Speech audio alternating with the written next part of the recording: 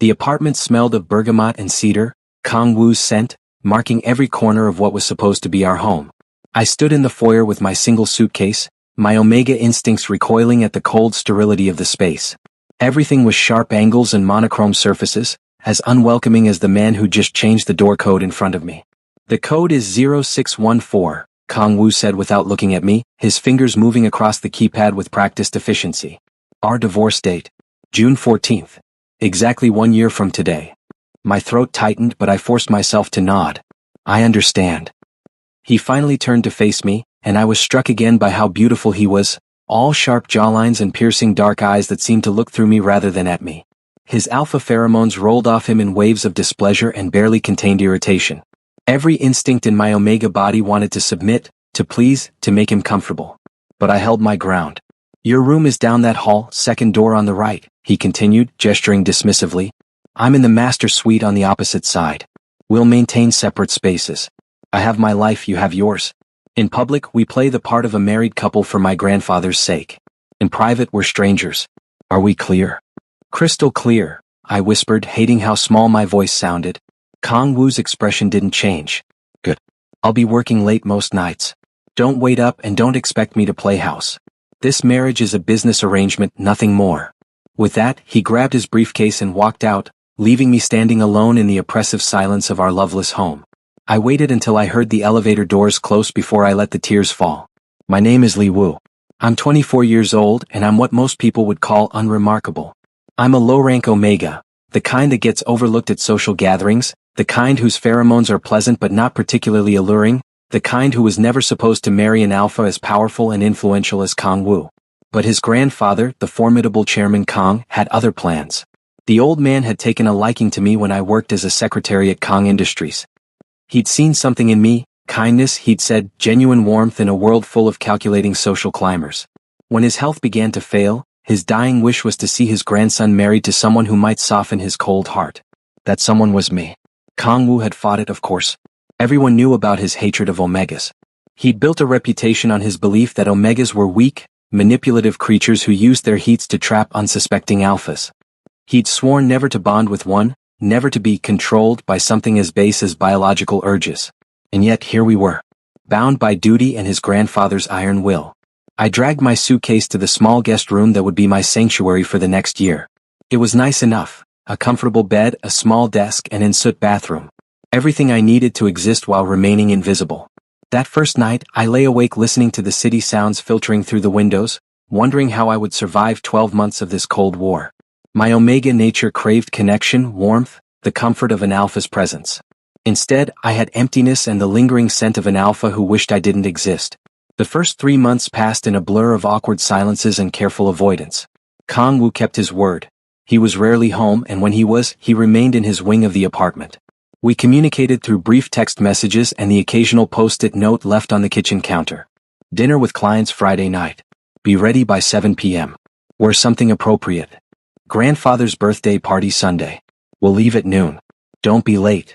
Building maintenance tomorrow morning. They'll need access to your room. Each message was curt, businesslike, devoid of any warmth or personal touch. I saved every single one like the pathetic Omega I was, studying them for any hint of softening that never came. The public appearances were the hardest. Kang Woo was a consummate actor, slipping his arm around my waist with practiced ease, smiling down at me with false affection while his pheromones remained cold and distant. At his grandfather's birthday party, I watched him work the room, his charm turned up to maximum for everyone except me. Your husband is such a catch, one of the Omega guests said to me, her tone laced with barely concealed envy. You're so lucky, Li Woo. Lucky. The word tasted bitter on my tongue. I smiled and nodded, playing my part. That night, after we returned home, Kang Woo disappeared into his room without a word. I stood in the hallway looking at his closed door, fighting the urge to knock and ask if maybe, just maybe, we could try to be friends if nothing else. But I didn't, because I knew what his answer would be. My heat cycle was due in a few weeks, and the thought terrified me. As an unmated Omega, my heats were manageable but uncomfortable. I'd planned to lock myself in my room with suppressants and ice packs and ride it out alone as I'd always done. But living in close quarters with an alpha, even one who hated me, would make everything more complicated.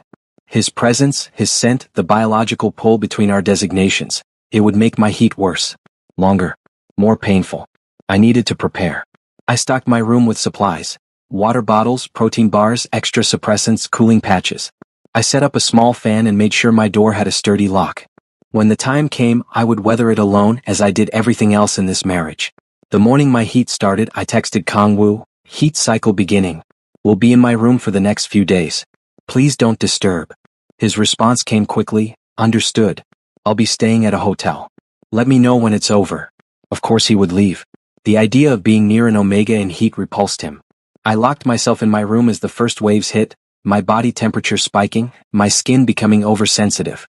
The cramping started in my lower abdomen, radiating outward in pulses that made me gasp. I stripped down to a thin tank top and shorts, lying on top of the covers with the fan pointed directly at me. This heat felt different, more intense, more demanding. My Omega hindbrain kept crying out for an alpha, for Kangwoo specifically, even though I knew he was gone. His scent lingered in the apartment, torturing me, making my body ache with unfulfilled need. Hours passed in a haze of discomfort. I took my suppressants on schedule, but they barely took the edge off. The cramping got worse and fever gripped me until I was shaking and delirious. At some point, I don't know when, I heard the apartment door open. Heavy footsteps. Then a knock on my door. "Li Wu." Kangwoo's voice rough with concern. "Are you all right?" I heard, "Your scent is everywhere." I tried to answer but could only whimper. Another wave of heat rolled through me, more intense than before. My pheromones must have been flooding the apartment, calling to him despite my best efforts to contain them. "I'm coming in," he announced. "No." I managed to gasp out. "Please, just leave."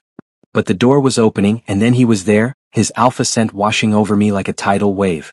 My body reacted immediately, crying out for relief, for his touch, for anything to ease the burning need consuming me. Kangwoo stood frozen in the doorway, his eyes wide with shock. I must have looked terrible, sweaty, flushed, trembling. His alpha instincts were clearly at war with his prejudices. "This is worse than normal," he said, his voice strained. "When did you last take suppressants?" "2 hours ago," I stuttered. "They're not working." He cursed under his breath and approached the bed cautiously. "You're set. Li Wu, you're going into a severe heat. This isn't safe. You need an alpha's help." "No," I protested weakly. You hate, please just leave." But my body betrayed me, arching toward him, seeking the relief only he could provide. Kangwoo's jaw clenched as he fought his own instincts. I could see the war playing out in his expression. Disgust at the situation warring with his alpha's biological imperative to help an Omega in distress. "I'm calling a doctor," he said, pulling out his phone. "No." The word came out more forcefully than I intended. "No doctors. I just need to ride it out. Please, Kangwoo. Just leave me alone." Another wave hit and I curled into myself, whimpering. The pain was becoming unbearable. My Omega was crying out for him, begging for the relief that only his pheromones, his touch, could provide. Kangwoo made a strangled sound in his throat. His scent shifted, still cold but with an undercurrent of something else. Concern? Reluctant care? "This is dangerous," he said quietly. "You could hurt yourself. The fever alone." "I don't care," I gasped. I won't force you to help me. Not when you find me so disgusting." His expression shifted to something I couldn't read. "I never said you were disgusting. You didn't have to." Tears leaked from the corners of my eyes. "Everything about this situation disgusts you. I get it. I'll handle it myself. I always do." For a long moment he just stood there, his hands clenched at his sides. Then, with what seemed like great effort, he sat down on the edge of my bed. "Tell me what you need," he said, his voice rough. "I need you to leave," I whispered. "That's not what your Omega is saying." His eyes met mine and for the first time I saw something other than cold indifference. "Your pheromones are screaming for help. For me. And every instinct I have is demanding I provide it. But you don't want to. What I want doesn't matter right now." He reached out hesitantly and brushed the sweat-soaked hair from my forehead. His touch sent electric shocks through my oversensitized skin, and I couldn't suppress a moan. "You're suffering. I may not have wanted this marriage, but I'm not cruel enough to leave you like this." His scent began to change, warm notes of amber and spice breaking through the cold exterior. My Omega responded immediately, purring despite my conscious mind's protests. "Kangwoo. Let me help you," he said softly. "Just this once. For humanitarian reasons if nothing else." I was too weak to argue anymore. My body made the decision for me, reaching for him, pulling him closer. His large hands settled on my shoulders, steadying me, and the relief was immediate and overwhelming. He helped me through that heat with a gentleness I never would have expected. He didn't take advantage, didn't cross lines that couldn't be uncrossed. He simply held me, let his pheromones soothe my omega, brought me water and cool cloths when the fever spiked. When I cried from the intensity of it all, he wiped away my tears with his thumbs and told me I was doing well, that it would pass soon. For 3 days he stayed by my side. And somewhere in the midst of my heat-addled mind, I felt something shift. Hope, dangerous and unwanted, began to bloom in my chest. Maybe he didn't hate me as much as he claimed. Maybe there was a chance for us after all. When my heat finally broke, I woke to find him asleep in the chair beside my bed, his hand still loosely holding mine. In sleep, his face looked softer, younger, almost gentle. My heart clenched painfully. I was falling for him. Despite everything, despite his coldness and his cruel countdown to our divorce, I was developing feelings for the alpha who had showed me one moment of kindness in an ocean of indifference. It was the beginning of my biggest mistake. The days following my heat were different. Or perhaps I was the one who had changed, seeing things that weren't really there, reading too much into small gestures. Kang Woo didn't immediately return to the hotel. He stayed in the apartment, though he went back to sleeping in his own room. But there were small changes. He asked if I'd eaten breakfast, reminded me to stay hydrated, left a bottle of omega supplements on the kitchen counter without comment. I clung to these crumbs of attention like a lifeline. "Thank you," I said one morning, finding him in the kitchen before he left for work. "For helping me. During my heat. You didn't have to." He paused in the middle of pouring his coffee, his back to me. "It's fine. Anyone would have done the same. Anyone. Not because I was his spouse. Not because he cared. Just basic decency." The hope withered slightly, but I pushed forward. "Still, I appreciate it. And if there's anything I can do to make this year easier for you." "There isn't."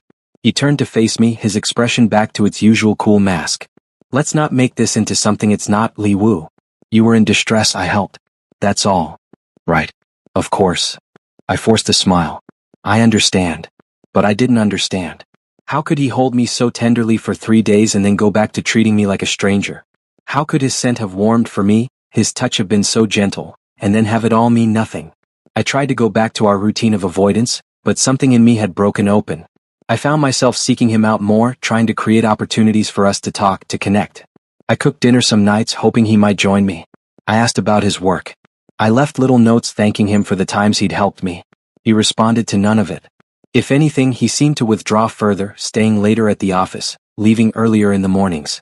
I was losing him even though I'd never really had him to begin with. Then came the day that shattered everything. I'd gone to Kang Woo's office to drop off some documents Chairman Kang had asked me to deliver. The secretary waved me through, and as I approached his private office, I heard voices, Kang Woo and his friend Min Ho, another alpha from their university days. "How's married life treating you?" Min Ho asked with a laugh. "It's a nightmare," Kang Woo replied, his voice dripping with frustration. "Living with an omega is exactly as tedious as I always knew it would be." I froze outside the door, my hand raised to knock. "Come on, it can't be that bad," Min Ho said. "Li Wu seems nice enough." "Nice? Sure. Also clingy, needy, and exhausting." Kang Woo sighed heavily. "The heat situation a few weeks ago nearly killed me. Omegas are such a hassle. Always going into heat and whining for pheromones. I can't wait until this year is over and I can get back to my normal life." The words hit me like physical blows. I stumbled backward, the documents slipping from my hands and scattering across the floor. A hassle. Clingy. Exhausting. Everything I'd feared, everything I'd tried so hard not to be, that's how he saw me. And the moment of kindness during my heat? Just him tolerating a hassle he couldn't avoid. I gathered the documents with shaking hands, left them with the secretary, and walked out of Kang Industries on numb legs. That night, I pulled out the divorce papers we'd both signed on our wedding day, dated for June 14th. I stared at them for a long time, tears blurring the words. Then I found a pen and filled in my signature on every additional line that had been left blank. Financial settlement, none requested. Asset division, none requested. Custody of future children, not applicable. I left the papers on the kitchen counter where Kang Woo would find them when he came home. Then I went to my room and finally let myself cry, deep, wrenching sobs that shook my entire body. I cried for the marriage that had never been real, for the hope I'd foolishly allowed to grow, for the man I'd started to love who would never love me back. I cried until I had nothing left. The next morning, I woke to nausea rolling through my stomach. I barely made it to the bathroom before I was sick, heaving into the toilet until there was nothing left. Food poisoning, I thought. Or stress. My body shutting down under the weight of heartbreak. But when it happened again the next day and the day after that, a different possibility crept into my mind. A terrifying, impossible possibility. I waited until Kangwoo left for work, then I slipped out to the pharmacy, hood pulled up, mask covering my face. I bought 3 different brands of pregnancy tests, hands shaking as I paid. Back in my bathroom, I lined them up on the counter and took them one by one. Positive. Positive. Positive. I sank to the floor, the tests clutched in my trembling hands. Pregnant. I was pregnant with Kangwoo's child. It must have happened during my heat, despite the precautions, despite everything. Our biology had overridden our intentions, creating a life neither of us had planned for. My hand moved instinctively to my still flat stomach. Baby. Our baby. Kangwoo's words echoed in my mind. Omegas are such a hassle. Always going into heat and whining for pheromones. If he thought I was a hassle before, what would he think of a pregnancy? Would he accuse me of trapping him? Force me to terminate? Try to take the baby away? The thought sent ice through my veins. No. I wouldn't give him the chance to hurt me or my child. The divorce papers were still on the kitchen counter and signed by him. I added one more note to them. You don't need to see me again. I'll have my things moved out by the end of the week. Thank you for your kindness during these months. I hope you find happiness. Lee Woo. Then I started packing. I called my cousin Ji-hoon, the only family I had left. I need a place to stay for a while. Can you help me? Of course, he said without hesitation. What happened? I'll explain later. I need to leave. Today. He knew better than to push. I'll be there in 2 hours. I packed only what I could carry, clothes, a few books, my laptop for work, and the pregnancy test tucked safely in my bag. Everything else could stay. I wanted nothing that would tie me to this place, to this marriage, to the man who saw me as nothing but a burden. As I waited for Ji-hoon, I wandered through the apartment one last time.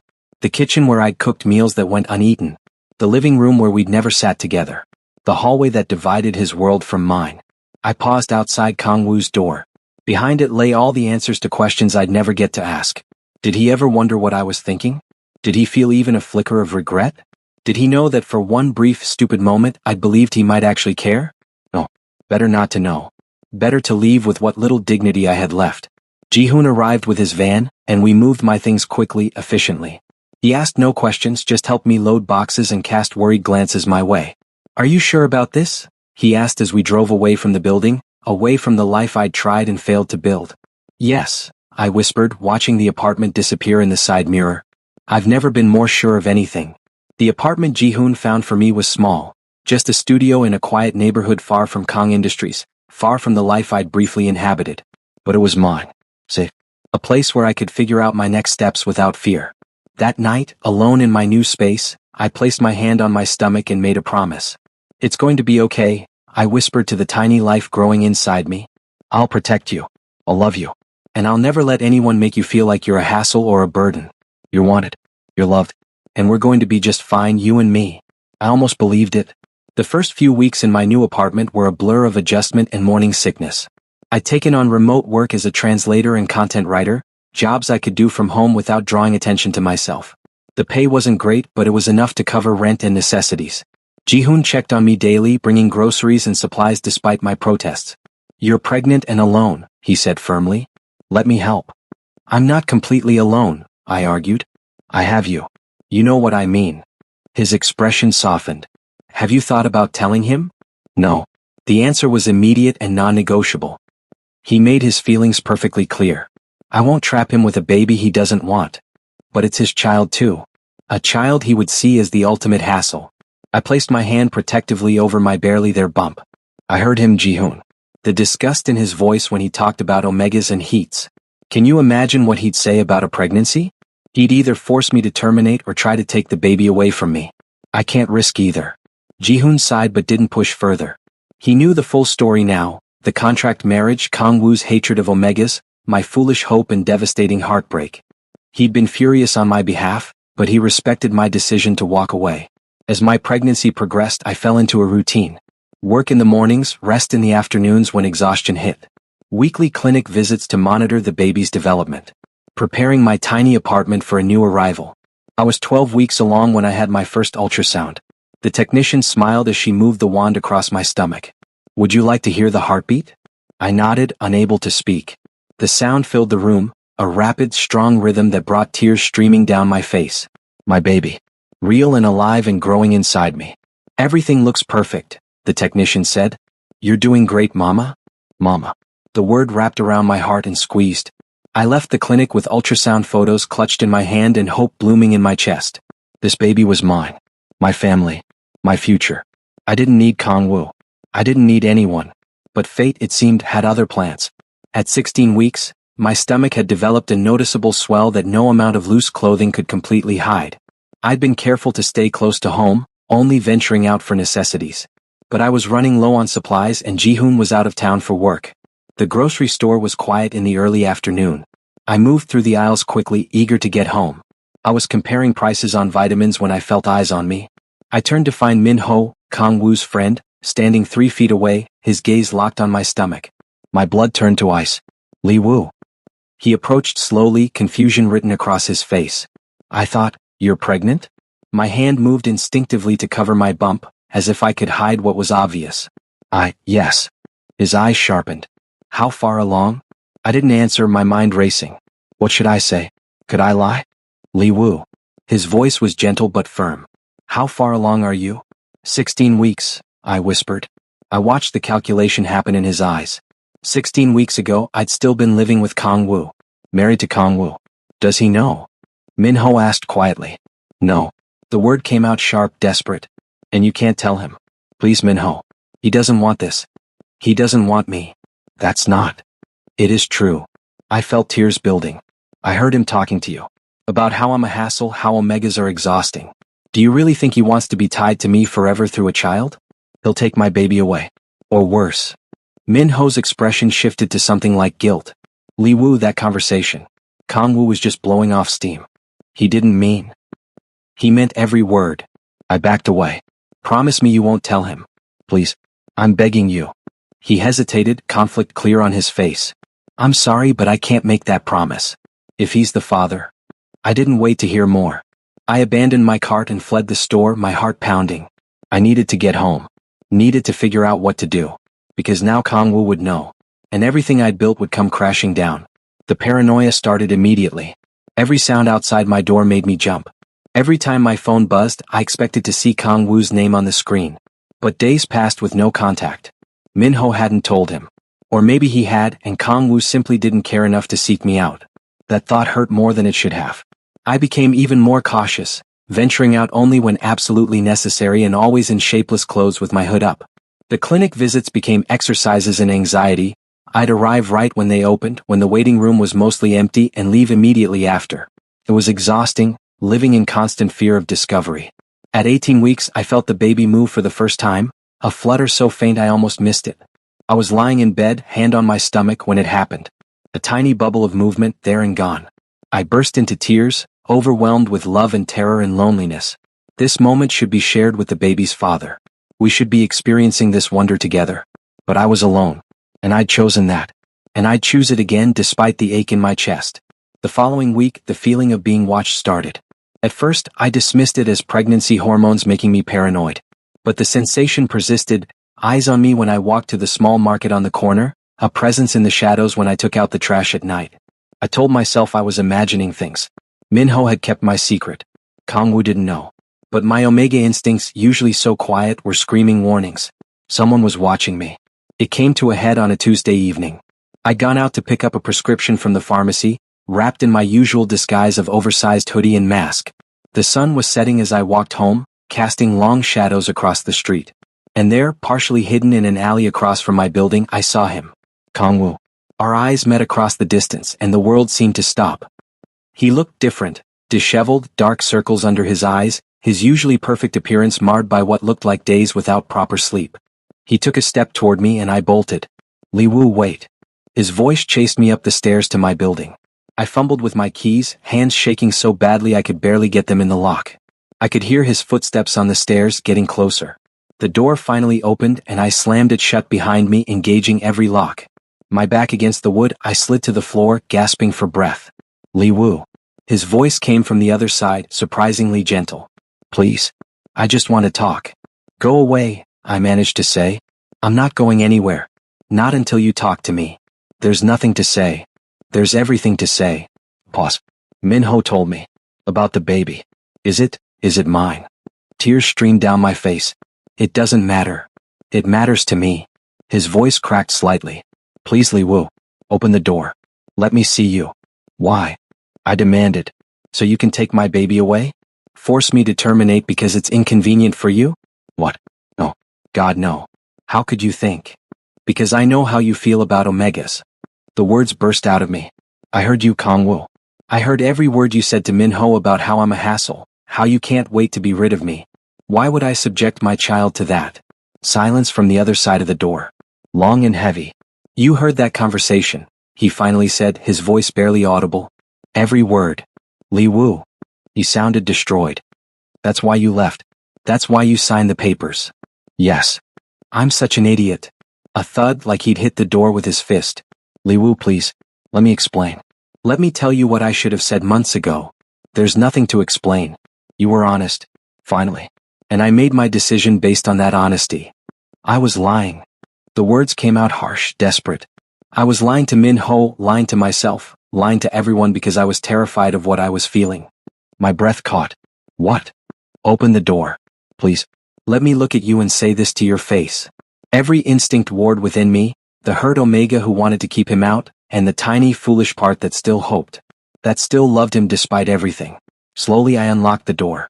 Kangwu stood in the hallway looking wrecked, suit rumpled, tie loosened, hair falling into his eyes. But it was his expression that stole my breath.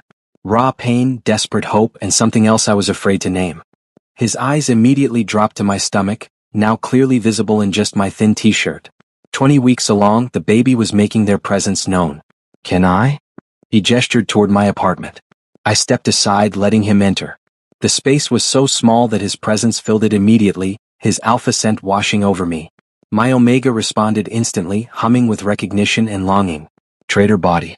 Kangwu's eyes swept over my tiny home, the pile of baby books on the coffee table, the single prenatal vitamin bottle by the sink, the ultrasound photos stuck to the fridge. His expression crumpled. You've been doing this all alone, he said quietly. I'm fine. You're not fine. You're living in a studio apartment barely bigger than my closet, doing remote work while pregnant with no alpha to help you through this. I don't need an alpha, I cut him off. I don't need anyone. We're managing just fine. His eyes snapped to mine. We. Me and the baby. That's all the I need. Something flickered across his face. Hurt? Longing? Li Wu, please. Let me explain what you heard. You don't owe me an explanation. We were never really married. This was always going to end.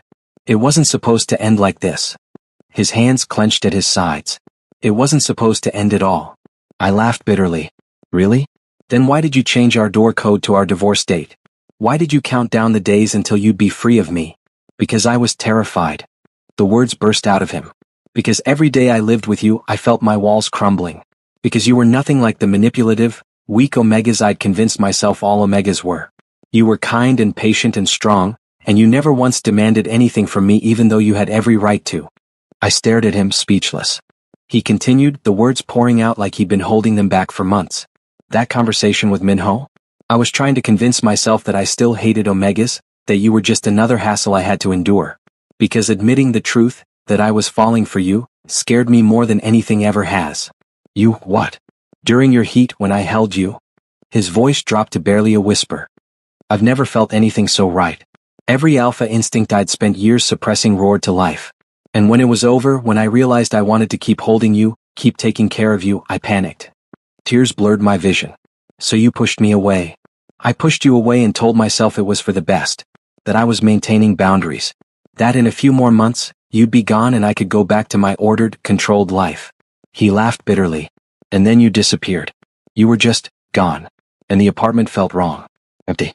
Like you'd taken all the light with you. I wrapped my arms around my middle, protective. Kangwu. I looked for you everywhere. I hired investigators. I drove through the city every night hoping to catch your scent. I thought maybe you'd gone abroad or something worse had happened. I was losing my mind. Minho could have told you I was fine. He refused. Said you'd begged him not to say anything and he wasn't going to betray your trust. Kangwu took a step closer. Until last week when he cracked and told me he'd seen you. That you were pregnant. That you were terrified I'd take the baby away. My hand moved instinctively to my bump. Can you blame me? No, I can't. Because I gave you every reason to think the worst of me. He gestured toward my stomach. Can I see? Everything in me screamed to say no, to protect myself and my baby from potential heartbreak. But something in his expression, the raw vulnerability, the desperate hope, made me nod. Kang-woo approached slowly like I was a wild animal that might bolt.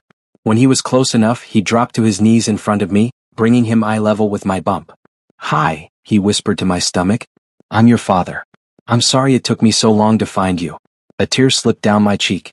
Kang-woo, is the baby okay? Are you getting proper care? Do you need anything? His hands hovered near my stomach but didn't touch. The baby is healthy.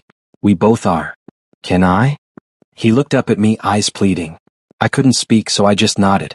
His large, warm hands settled gently on my bump, and the baby, as if sensing their father for the first time, kicked hard. Kang-woo's eyes went wide.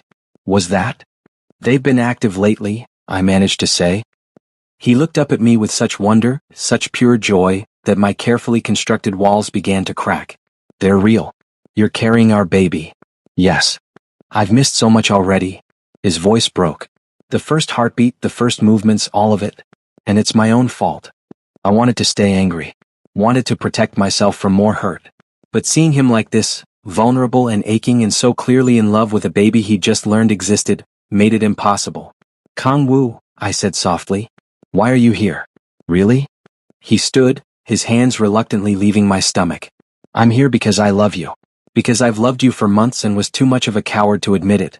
Because the thought of you raising our baby alone, thinking I don't want you both, is killing me. You love me? The words felt foreign on my tongue. So much it terrifies me. He cupped my face gently. I know I don't deserve forgiveness. I know I've hurt you in ways that might be unforgivable. But please, Li-woo, give me a chance to prove I've changed. Let me be there for you and our baby.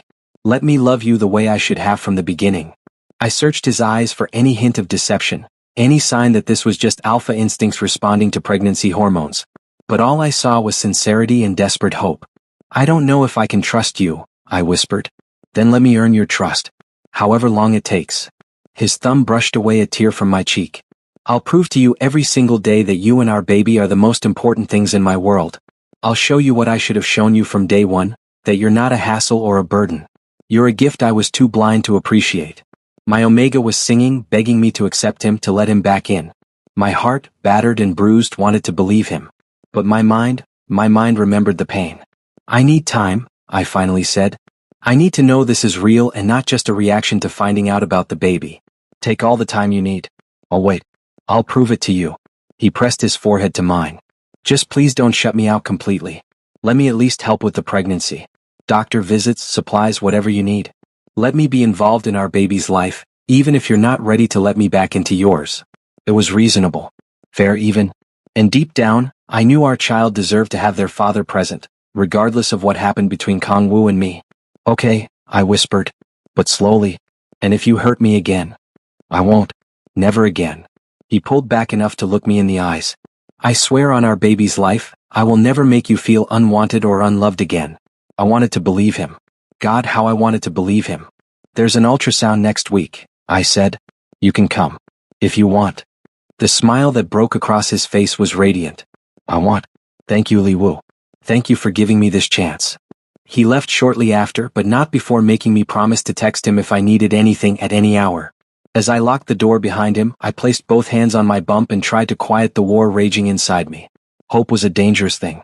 But maybe, just maybe, it was worth the risk. True to his word, Kang-woo showed up for the ultrasound appointment, arriving early with his hands full of items. A pregnancy pillow, a bag of organic snacks, and prenatal vitamins from what looked like an expensive health store. I did some research, he said sheepishly when he saw my expression. These are supposed to be the best for Omega pregnancies. Despite myself, I smiled. You didn't have to. I wanted to. He settled the items carefully in my arms. I have 20 weeks of pregnancy to make up for. Let me spoil you both a little. The ultrasound technician gave us a knowing look as we entered the room. Dad finally making an appearance? She asked with a wink. Better late than never, Kang-woo said, but I could hear the shame in his voice. I lay back on the examination table, and Kang-woo immediately moved to stand beside me, his hand finding mine. I should have pulled away, maintained distance.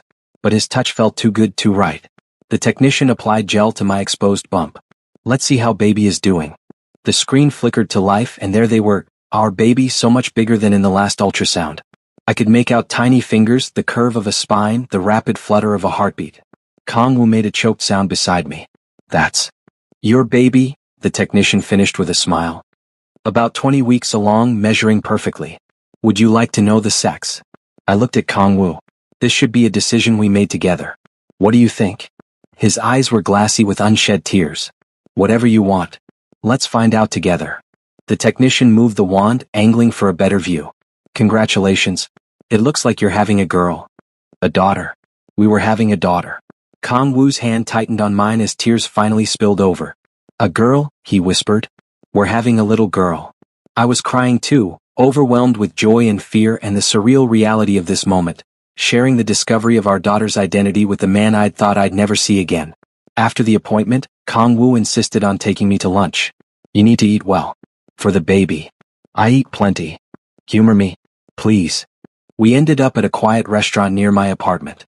Kangwoo ordered half the menu, claiming he wasn't sure what I was craving, and watched intently as I ate. You've lost weight, he observed, concern evident in his voice. First trimester was rough. I'm better now. Are you still working?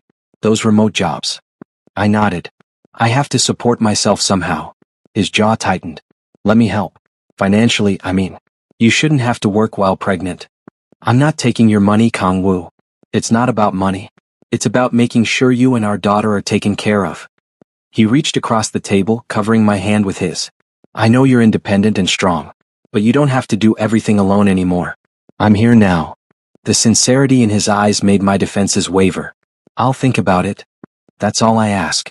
Over the next few weeks, Kangwoo became a constant presence in my life, but carefully, respectfully, always asking permission before crossing boundaries.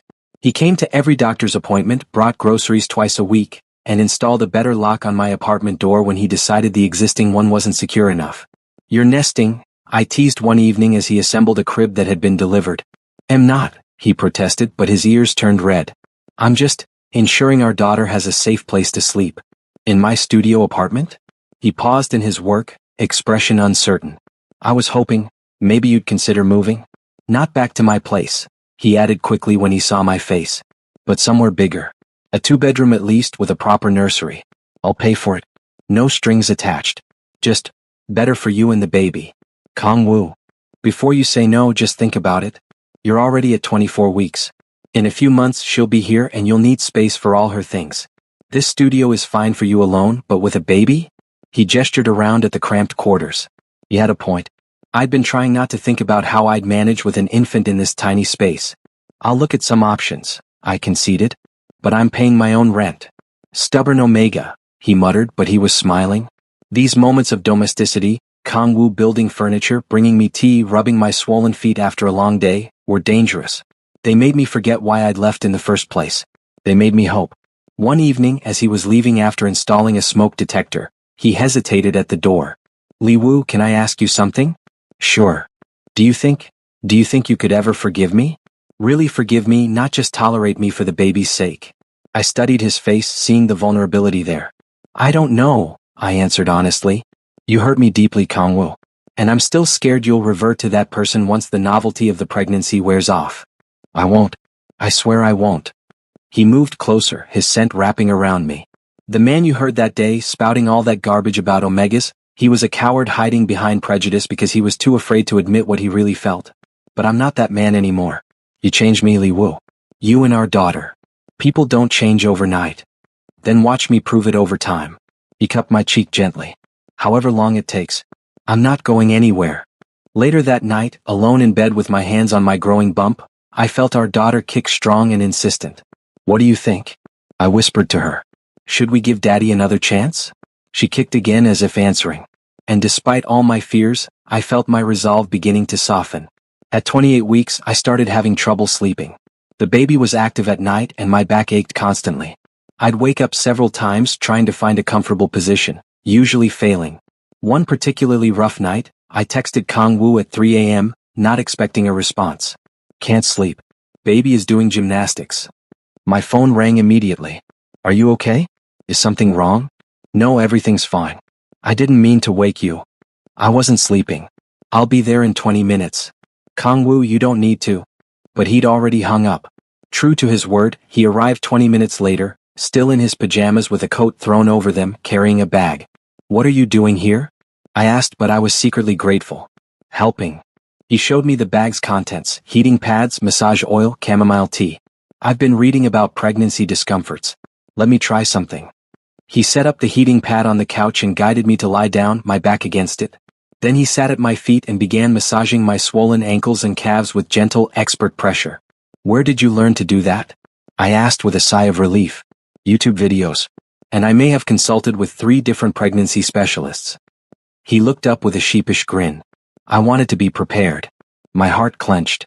The effort he was putting in, the research, the care, it was everything I'd wanted during those lonely first months of pregnancy. "Thank you," I whispered, "for being here.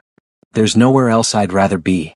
He stayed until dawn, massaging my aching muscles, making tea, and talking to my bump in soft tones that made our daughter settle and calm.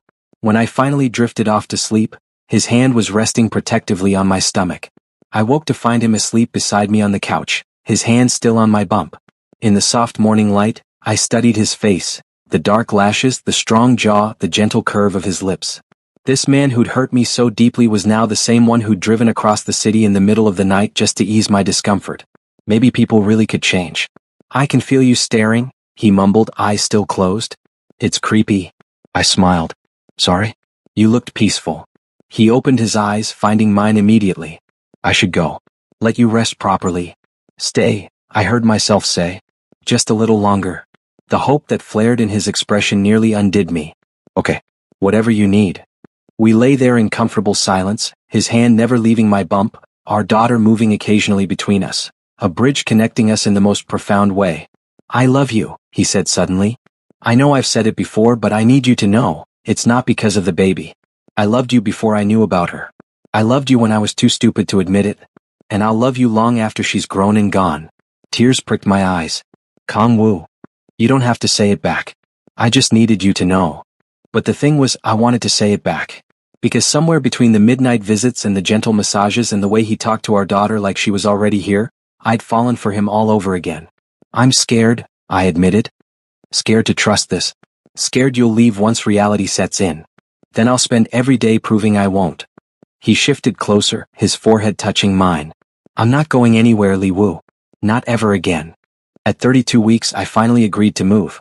The studio had become impossibly cramped with all the baby supplies Kang-woo kept bringing, and my doctor had mentioned concerns about me navigating stairs as I got bigger. "I found a place," Kang-woo said, pulling up photos on his phone. 2 bedrooms, 1st floor, near a good hospital. And before you argue, the rent is reasonable and you can pay it yourself if you insist on being stubborn. I looked at the photos, a bright, spacious apartment with large windows and a separate room perfect for a nursery. "It's beautiful. Want to see it in person?" The apartment was even better than the photos. Kang-woo had clearly already spoken to the landlord because they handed me the keys immediately, with a lease ready to sign. "You're very presumptuous," I told him, but I was smiling. "I prefer optimistic." He wrapped his arms around me from behind, his hands settling on my enormous bump. "Our daughter deserves a proper home. And what about you? Where do you fit into this picture?" He tensed slightly. "Wherever you want me to fit. I can keep staying at my place, visit daily. Or..." He trailed off, uncertain. Or I could stay here, in the 2nd bedroom, just to help with the baby when she arrives. No pressure, no expectations. Just, let me be here for you both." I turned in his arms, studying his face. We'd been rebuilding for months now, and he'd proven himself time and again. Maybe it was time to stop holding back. "Okay," I said softly. His eyes widened. "Okay. You can stay. Help set up the nursery.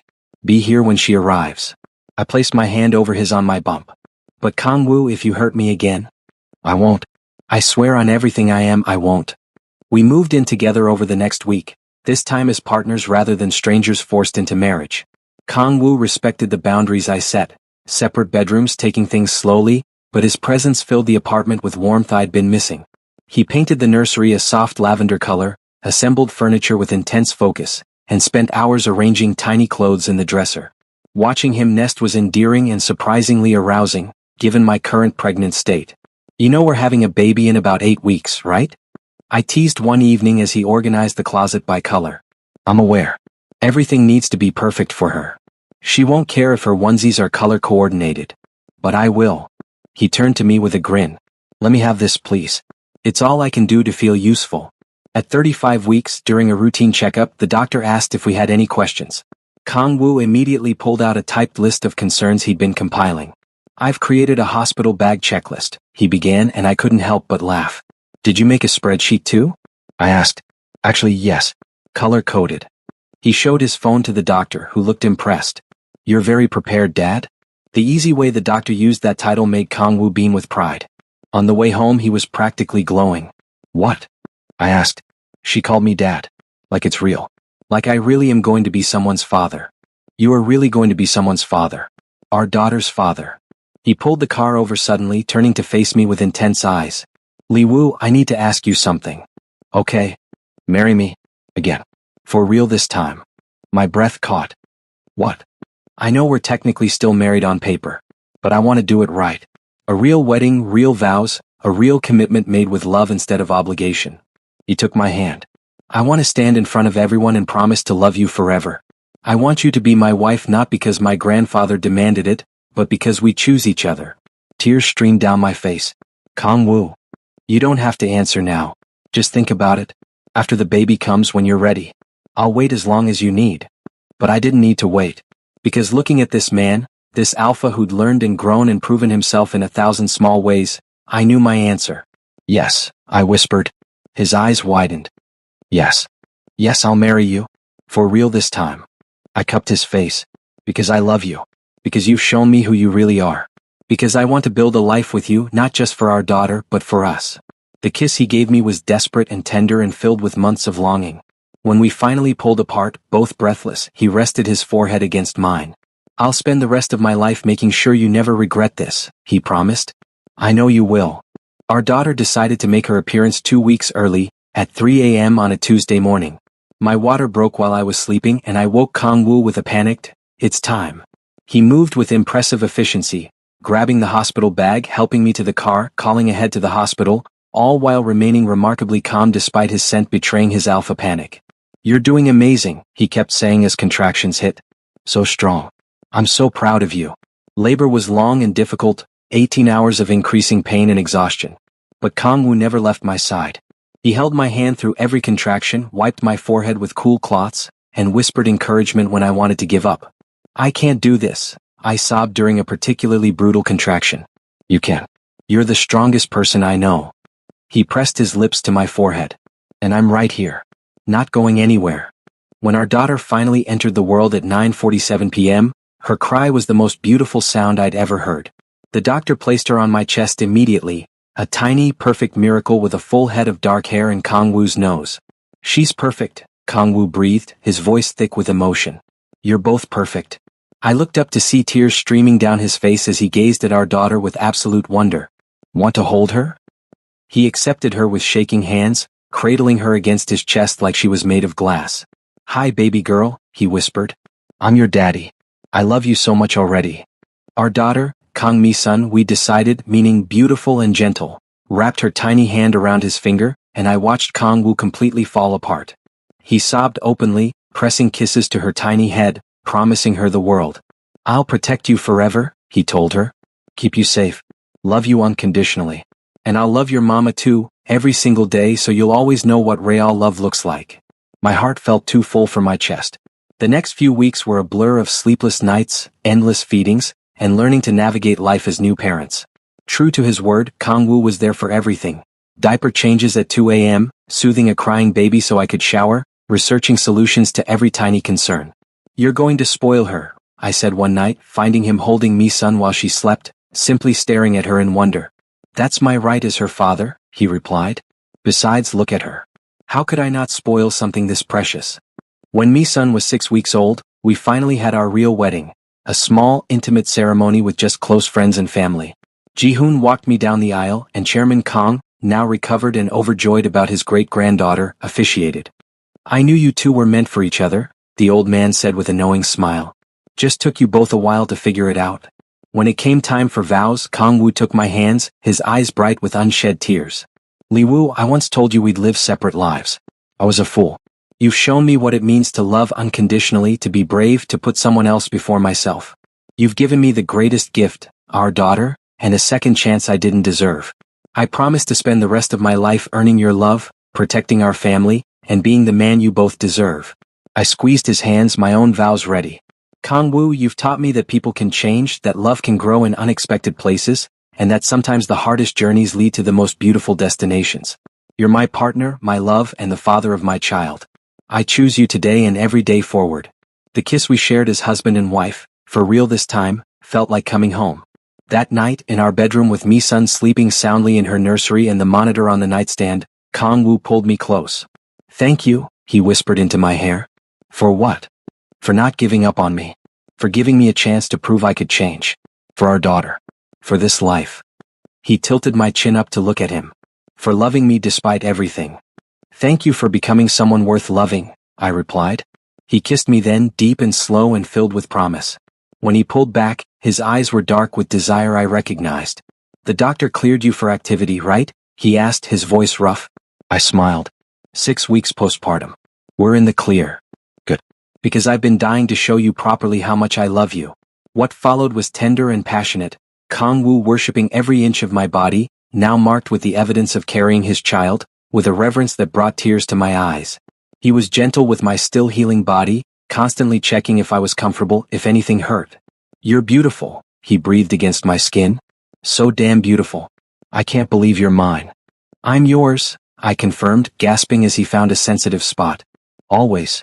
Afterwards, tangled together in sweaty, satisfied contentment, I traced patterns on his chest and marveled at how far we'd come. From enemies forced into marriage to broken hearts and separation to this, a real partnership built on love and trust, and our precious daughter sleeping in the next room. What are you thinking? Kang-woo asked sleepily. That I'm happy. Really, truly happy. He pressed a kiss to my forehead. Me too. This is everything I never knew I wanted. Mi-sun's cry came through the monitor and we both smiled. My turn, Kang-woo said, already moving to get up. You rest. I watched him go, pulling on pajama pants as he headed to soothe our daughter, and felt overwhelming gratitude for this life we'd built together. We'd started as strangers, become enemies, broke each other's hearts. But through it all, we'd found our way to love, messy and complicated and absolutely perfect. And as I drifted off to sleep to the sound of Kang-woo singing lullabies to our daughter, I knew with absolute certainty, this was exactly where I was meant to be. Mi-sun, come back here. I called out, laughing as our now walking daughter toddled away from me at impressive speed. Kang-woo swooped in, scooping her up and blowing raspberries on her belly. Her delighted giggles filled our apartment. The apartment that was now truly a home, filled with photos and toys and love. Gotcha, you little escape artist, he said, settling her on his hip. She babbled something that sounded suspiciously like, Dada, and tugged on his hair. He didn't even flinch, just kissed her chubby cheek. Your mama and I have news, he told her. Want to tell her, or should I? I held up the pregnancy test, smiling through happy tears. Looks like you're going to be a big sister. Kang-woo's eyes widened with joy. Really? When did you? This morning. Surprise. He crossed the distance between us in 2 strides, careful not to jostle Mi-sun, and kissed me breathless. I love you so much. Both of you. All 3 of you now. We love you too, I whispered against his lips. Mi-sun squirmed between us, demanding attention, and we laughed. This was our life now, chaotic and beautiful and filled with more love than I ever thought possible. And I wouldn't change a single thing. Not even the painful beginning. Because every hardship, every tear, every moment of doubt had led us here. To this perfect, imperfect life. Together. The apartment was finally quiet. Mi-sun had gone down for the night after 3 stories and 4 lullabies, and the baby monitor on the nightstand showed her sleeping peacefully, her tiny chest rising and falling in perfect rhythm. I stood in our bathroom, staring at my reflection in the mirror. The pregnancy test sat on the counter, still showing those 2 unmistakable lines. Our second child. Another life created from love rather than obligation. My hand drifted to my still flat stomach, and I felt a flutter of excitement mixed with nervousness. The first pregnancy had been so lonely, so frightening. But this time would be different. This time I had Kang-woo by my side from the very beginning.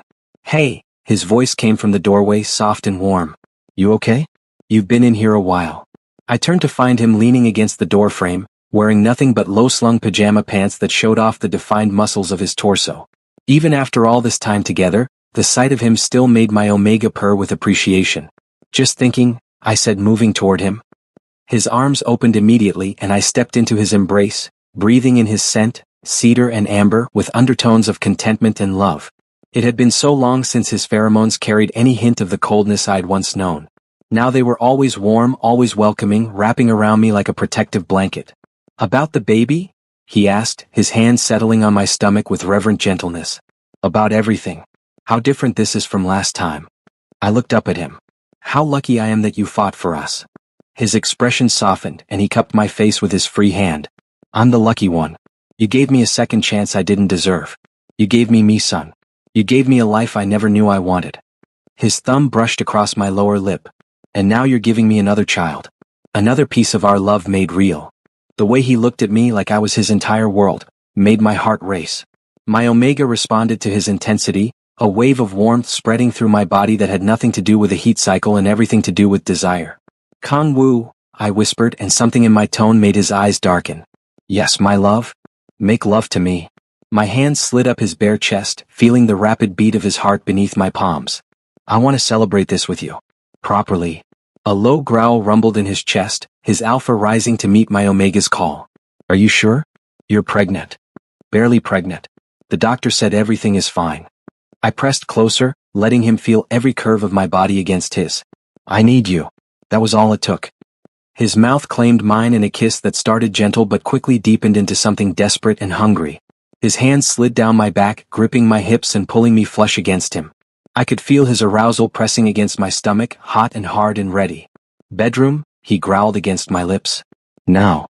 He lifted me easily. I'd lost most of the baby weight from me, son, though my body still carried the soft curves of motherhood, and carried me to our bed, laying me down with a gentleness that contrasted sharply with the hunger in his eyes.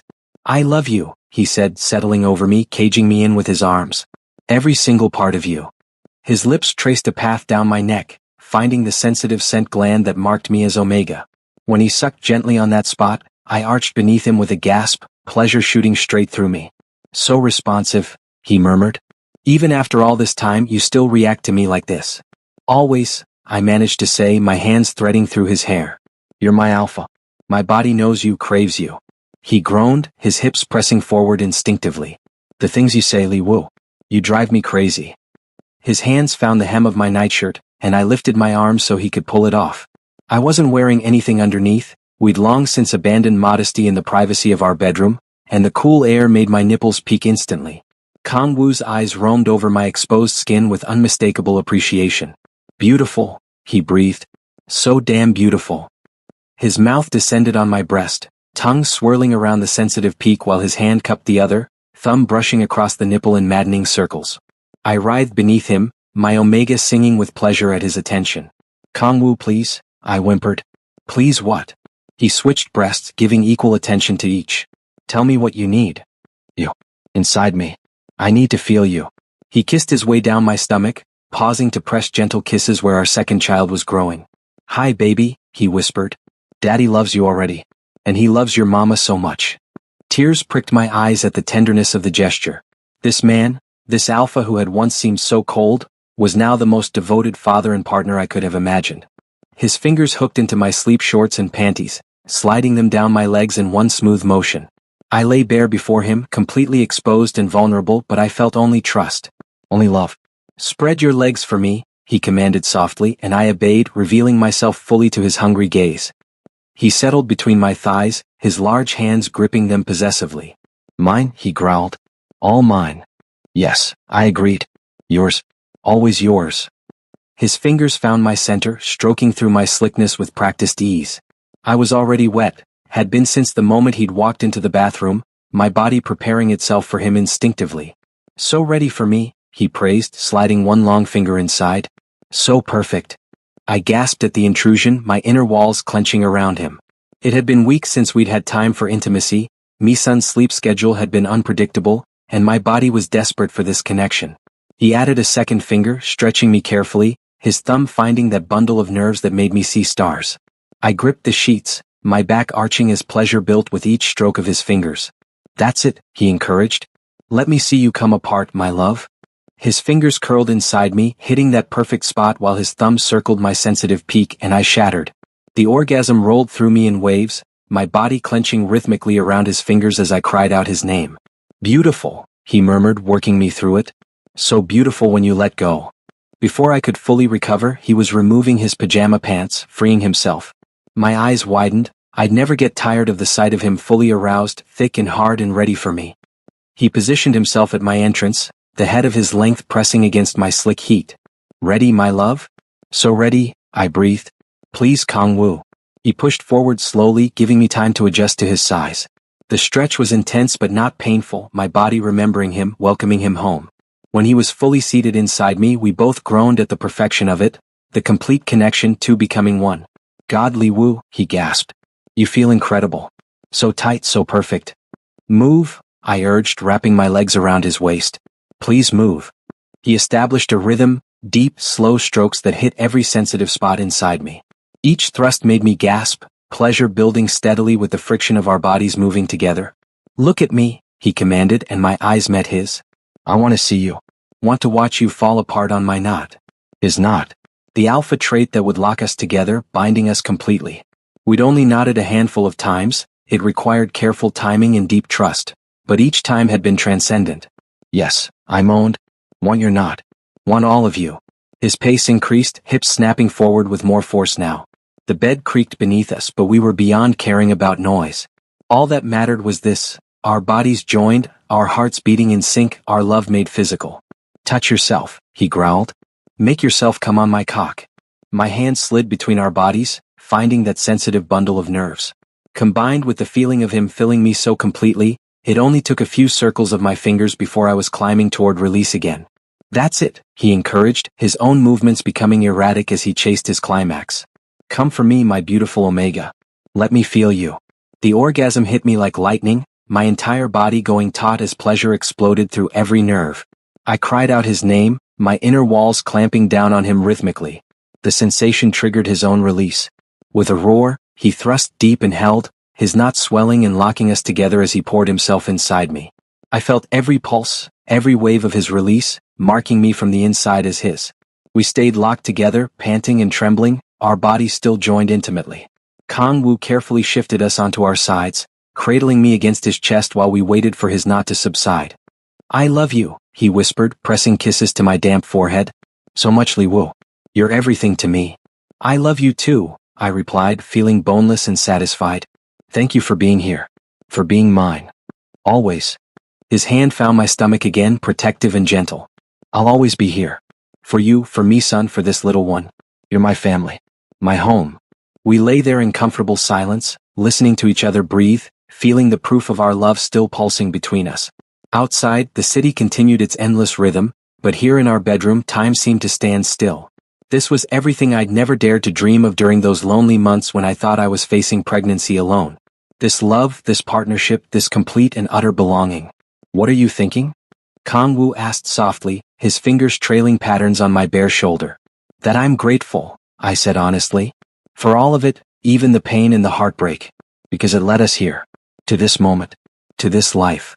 He tilted my chin up so he could kiss me, soft and sweet and full of promise. We're going to have such a beautiful life together. You, me, son, this new baby, and however many more we decide to have. I laughed. Let's get through this pregnancy first. Fair enough. His knot had finally subsided enough for him to slip free, and he immediately reached for the tissues on the nightstand, cleaning us both with gentle efficiency. But I meant what I said. I want everything with you, Li-woo. A house full of children, growing old together, building a family that's filled with the love we never had as children. Fresh tears spilled down my cheeks, happy tears this time. That sounds perfect. He pulled me close, tucking me against his chest with my head over his heart. The steady rhythm soothed me, lulling me towards sleep. Rest now, he murmured. I've got you. Always. As I drifted off in the arms of my alpha, my husband, my love, the father of my children, I sent up a silent prayer of gratitude. Thank you for bringing him back to me. Thank you for second chances. Thank you for this beautiful, messy, perfect life. And thank you for teaching me that sometimes the best love stories are the ones that start with heartbreak and end with hope. Because our story, mine and Kang-woo's, was proof that love could heal anything. Even a heart that had been shattered. Even a marriage that had started as a lie. Even two people who seemed destined to be enemies. Love had found us, changed us, saved us. And I would spend the rest of my life being grateful for it. For him. For us. Forever.